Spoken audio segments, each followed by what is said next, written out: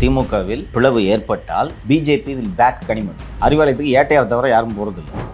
அண்ணன் தலைவர், பையன் இளைஞரணி, தங்கச்சி வந்து பொதுச் செயலாளர், நல்லா இருக்கும் பார்க்குறதுக்கு.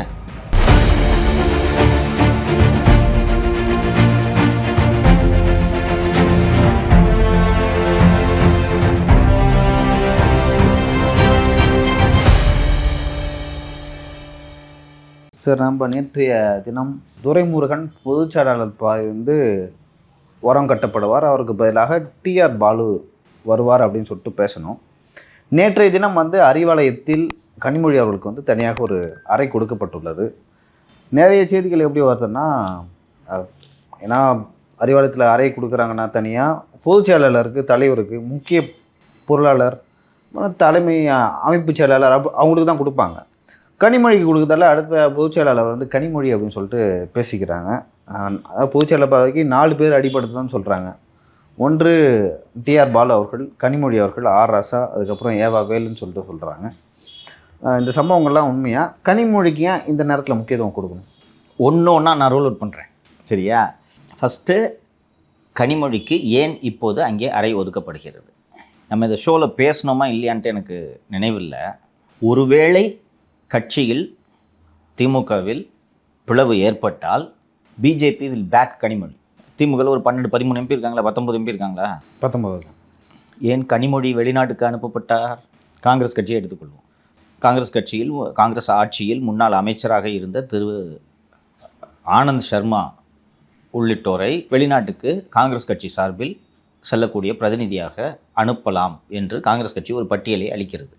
அவர்கள் வேண்டாம் என்று சொல்லிவிட்டு சசி தரூரை எடுத்து அனுப்புகிறார்கள். சசி தரூர் மோடி வந்த பிறகுதான் உலக அரங்கில் இந்தியாவுக்கு மரியாதை என்று பேசுகிறார். இப்போது இன்றா நேற்றா என்று தெரியவில்லை, காங்கிரஸ் கட்சி அது சசி தரூரின் தனிப்பட்ட கருத்து, காங்கிரஸ் கட்சியின் கருத்தல்ல என்று சொல்லியிருக்கிறது. ஒரு 18-19 எம்பி இருக்காங்க திமுகவில். ஏன் Kanimozhi? So that is natural. So Kanimozhi மூலமாக ஏதாவது ஸ்பிளிட் வரும்னா என்னென்னா, உடைக்கணும், இந்தியாவில் எல்லா கட்சியும் நமக்கு சொந்தம் என்பது தான் பிஜேபியின் ஒரே தத்துவம், ஒரே நாடு ஒரே கட்சி என்ற அந்த கொள்கையின் அடிப்படையில். அப்போது இது உடஞ்சிச்சுன்னா யாரை தேர்ந்தெடுப்பது? உத்தவ் தாக்கரேவா, ஏக்நாத் ஷிண்டேவா என்றால் ஏக்நாத் ஷிண்டே, சரத் பவாரா, அஜித் பவாரா என்றால் அஜித் பவார், கனிமொழியா, உதயநிதியா என்றால் கனிமொழி என்ற முடிவுக்கு பிஜேபி வந்திருக்கிறது. இது தெரியும் தலைமைக்கு. இப்போ அது அப்படியே கனிமொழி ஒதுக்கிக்கிட்டே இருந்தோன்னா அவங்களோட கட்சி அதிகமாகிட்டே இருக்கும். இன்னும் அவனுக்கு முக்கியத்துவம் கொடுக்கலன்ட்டு நீங்கள் இந்த மாதிரி ஃபீல் பண்ணிருக்க, இந்த முக்கியத்துவம் அவ்வளோதானே. திமுகவில் மொத்தம் 4 துணை பொதுச் செயலாளர்கள். இந்த நாராசா ஒன்று, கனிமொழி அவர்கள், திருச்சி சிவா சமீபத்தில் ஆனார் என்று நினைவு, இன்னொருவர் இருக்கிறார். இந்த துணை பொதுச் செயலாளருக்கு அறிவாலயத்தில் அறை இல்லை நீங்கள் சொன்னது போல். நான் சரி சார், எந்த அடிப்படையில் இவருக்கு இது ஒதுக்கப்பட்டிருக்குது என்று கேட்கும்போது, மகளிர் அணி சார்பாக திருமதி கனிமொழி அவர்களுக்கு மகளிர் அணி தொடர்பான விவகாரங்களை பேச வேண்டும் என்பதற்காக கனிமொழிக்கு இந்த அறை ஒதுக்கப்பட்டிருக்கிறது என்று சொல்கிறார்கள். இந்த நிகழ்ச்சி வாயிலாகவே சொல்கிறேன், கனிமொழி இதை பயன்படுத்தி கொள்ள வேண்டும். அறிவாலயத்துக்கு ஏட்டையாவை தவிர யாரும் போகிறதில்லை. கலைஞர் டிவி எம்ப்ளாயிஸ் போவாங்க, வேறு வழி இல்லை, அங்கே ஆஃபீஸ் இருக்குன்ட்டு போவாங்க. கனிமொழி ரெகுலராக போகணும் அறிவாலயத்துக்கு. அதற்கு பிறகு என்ன நடக்கும் என்று சொல்கிறேன். கனிமொழி வந்து ரொம்ப எல்லா கட்சிக்காரங்களையும் பார்க்க வேணாம், அது முறையும் அல்ல. மகளிர் அணி நிர்வாகிகளை மட்டும் கனிமொழி தினமும் சென்று அங்கே பார்க்க வேண்டும். கனிமொழி வந்து அறிவாலயத்தில் இருக்காங்களோ மற்ற எல்லாரும் வந்து பார்ப்பாங்க. 4 நாள் இது அலோவ் பண்ணுவாங்க. 5ஆவது நாள் ரூமில் ஏசி ரிப்பேருமா, கொஞ்சம் வேலை நடக்குது, ஒரு 4 நாள் வராதிங்க என்று சொல்லிவிடுவார். இல்லை, நான் ஃபேன்லேயே உட்காந்துக்கிறேன், இல்லை எங்கள் ஆளை வச்சு நான் சரி பண்ணிக்கிறேன். என்ன எங்கிட்ட ஏசி மெக்கானிக் இல்லையா? விடக்கூடாது கனிமொழி. ஸோ இன்னைக்கு keep your friends close, keep your enemies closer என்று ஒரு ஆங்கிலத்தில் ஒரு சொலவடை உண்டு. அதுபோல் கனிமொழியை தன்னுடைய மகனுக்கு ஒரு சேலஞ்சாக இவர் உருவாவார் என்பது புரிந்து அவங்களுக்கு ஒரு ரூமை கொடுத்து உட்காருமா, என்ன உனக்கு இல்லாததா என்று உட்கார வைத்திருக்காரு. யாரு? என் தங்கச்சி. உனக்கு இல்லாததா? அண்ணன் கிட்ட தானே கேட்குறேன். இவங்க இதை பயன்படுத்திக்கணும். இது பயந்து தான் கொடுக்குறாங்க. இது கனிமொழிக்கு புரியும் என்று நான் நினைக்கிறேன். இவங்க அதை பயன்படுத்திக்கணும். டெய்லி வாங்க மகளிர் அணி வாங்க, இன்னும் மகளிர் அணி கூட வேணாம், தூத்துக்குடியிலேருந்து யார் வேண்டுமானாலும் கனிமொழியை அறிவாலயத்தில் வந்து பார்க்கலாம். செஷன் இருந்தால் தானே டெல்லிக்கு போனால், செஷன் இல்லாதப்போ என்ன? இவ்வளோ நாள் கனிமொழி அவர்களுக்கு பக்கத்தில் எம்பி ஆஃபீஸ் ஒன்று இருக்குது, அங்கே அந்த சிடி காலனிலே எம்பி ஆஃபீஸ் ஒன்று இருக்குது. அங்கே தான் அவங்க விசிட்டர்ஸை பார்ப்பாங்க. அவங்களுக்கு அறை இருக்குது, அங்கே தான் விசிட்டர்ஸ் பார்ப்பாங்க.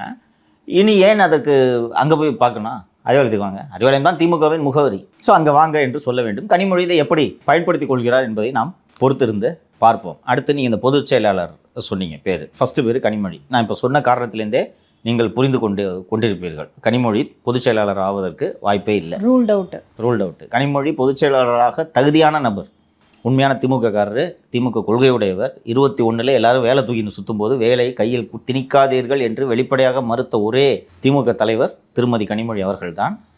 திராவிட கொள்கையின்பால் ஈர்ப்பு கொண்டவர், கட்சியை வழிநடத்தக்கூடியவர், எல்லோரையும் அரவணைத்து செல்லக்கூடியவர். அவர் பொதுச் செயலாளருக்கு தகுதி இருக்கிறது. நான் apart from the fact that she is Karunanidhi's டாட்டர்ன்றதுனால சொல்கிறேன். நான் அவங்களுக்கு தகுதி இருக்குது. ஆனால் என்ன சொல்லுவார்னா, அண்ணன் தலைவர், பையன் இளைஞரணி, தங்கச்சி வந்து பொதுச் செயலாளர்னா நல்லா இருக்கும் பார்க்குறதுக்கு, அதனால் அதெல்லாம் ஒன்றும் சரி வராது என்று சொல்லுவார். So Kanimozhi ruled out. அடுத்து யாரை சொன்னீங்க? டிஆர் பாலு. டிஆர் பாலு தான் பொதுச் செயலாளர் ஆகப் போகிறார். ஏவா வேலு அவர்கள்? வேலு பொருளாளராக போகிறார். பொருள் இருக்கும் இடத்தில் தான் பொருளாளர். அதனால் அவர் பொருளாளராக போகிறார். அவரை இங்கே இந்த பதவிக்கு வைப்பதற்கு வாய்ப்பில்லை. இன்னொன்று ஆர் ராசா.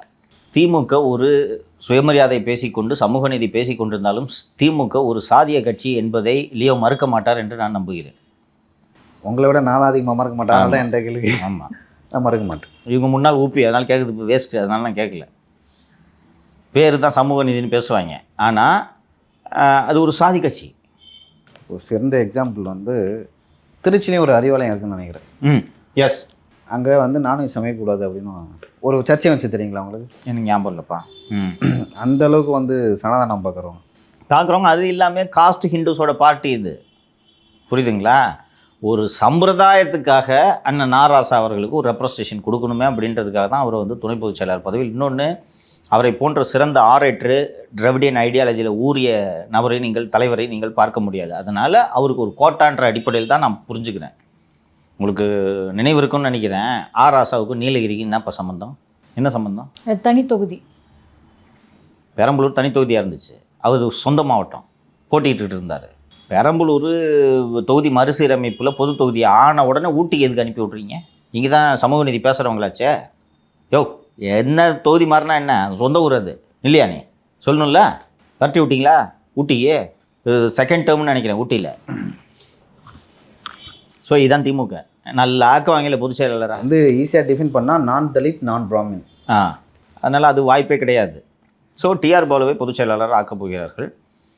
டிஆர் பாலு மகனின் எதிர்காலம் கருதி என்ன சொன்னாலும் கேட்டுக்கொள்வார். டிஆர் பாலு இந்த சவுண்டெல்லாம் கொடுப்பார். தம்பி ஒன்றும் சரியாக வராது தம்பி, உங்களுக்கு டெல்லி பாலிடிக்ஸ் புரியாத தம்பிலாம் உருட்டுவார். பொதுச் செயலாளர் இருக்கணுமா வேணாமன்றவாங்க, சொன்னால் புரிந்து கொள்வார். இன்னொன்று, பொதுச் செயலாளர் பதவிக்கு ஒருவர் சென்றாலே அவர் அரசியலில் ஓய்வெடுக்கும் வயதை எட்டிவிட்டார் என்று பொருள். அந்த அடிப்படையில் அவரை கொடுத்து ஓரமாக சரி ஏதோ இந்த பதவி கொடுத்துருக்கேன்னு நினச்சிக்கன்னு சொல்லிட்டு அவரை உட்கார வைப்பார்கள். அதனால் திரு பாலு அவர்கள் தான் பொதுச் செயலாளர் ஆகப் போகிறார். இதுதான் அந்த டெவலப்மெண்ட்டோட பின்னணி. கனிமொழிக்கு பொதுச் செயலாளர் ஆக்கும் எண்ணத்தில் திருமதி கனிமொழி அவர்களுக்கு இந்த அறை ஒதுக்கப்படவில்லை. பிஜேபியோடு அவங்க தொடர்பில் இருக்கிறார்கள்ன்றது தெரியுது அவங்களுக்கு. சரி, இது கனிமொழி இந்த மாதிரி ஒரு பிஜேபியோட நட்பாக இருப்பது, தனக்கான ஸ்ட்ரென்த்தை டெவலப் பண்ணிக்கிறது அரசியல் ரீதியாக சரியா? துரோகம் இல்லையா? அது உங்களதமாக கேட்குறேன். எனக்கு தோணலை சார் அப்படி துரோகம் மாதிரி. ஏன்னா அவங்களும் ஒரு அரசியல் வாரிசு தான். அப்படி இருக்கும்போது ஆனால் இந்த குடும்பம் வந்து அவங்கள ஒதுக்குது. திமுக மேலே பல்வேறு விமர்சனங்கள் வைக்கப்படுது. திமுகன்றது இந்த குடும்பம் மட்டும் கிடையாது. திமுகவை நம்பி நிறைய தொண்டர்கள், அந்த கட்சிக்காரர்கள் எல்லாமே இருக்காங்க. அது ஒரு இயக்கம். ஸோ அந்த இயக்கத்தை காப்பாற்றணும் அப்படின்ற ஒரு இடத்துக்கு வரும்போது இவங்களுக்கான பாசிபிலிட்டிஸ் அதிகம்.